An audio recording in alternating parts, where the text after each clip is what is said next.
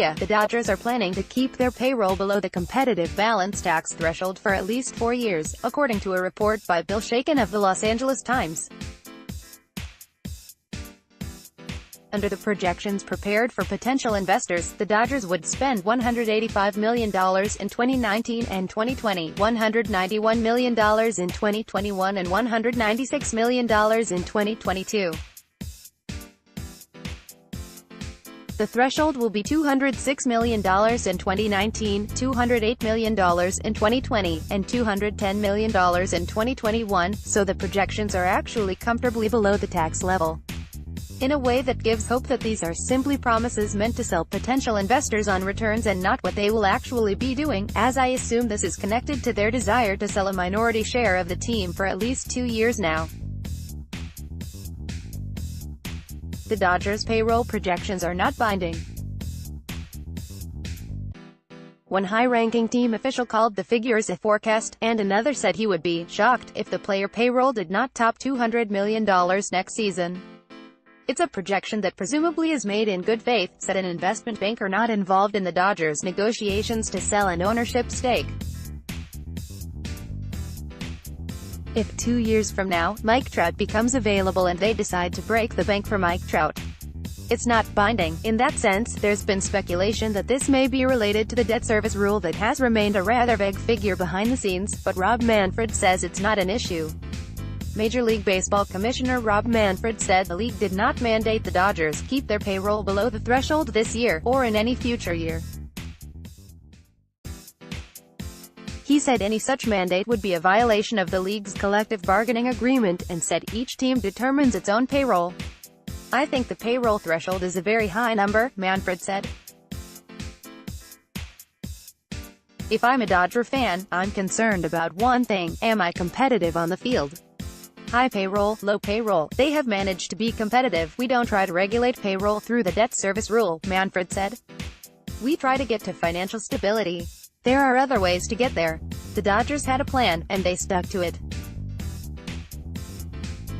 Probably the most amazing thing about it is that they had a lot of high payroll guys. They worked their way into a young team and got to real financial stability, and throughout the whole time they were competitive.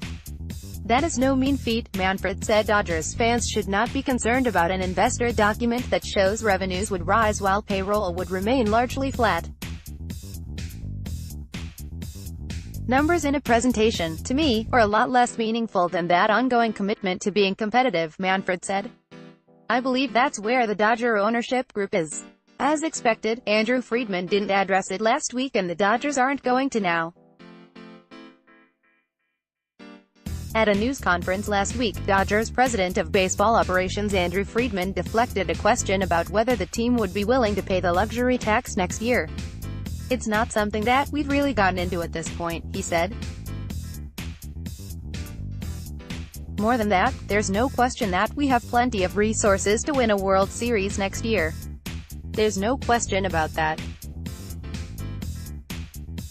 The talent on hand, and the flexibility to do that, is definitely there.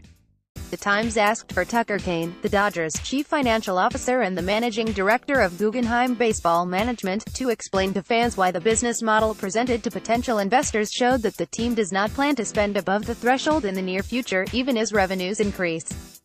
Unfortunately, we have to decline the interview request, Dodgers spokesman Steve Briner said. As a fan, this is obviously not what you want to hear.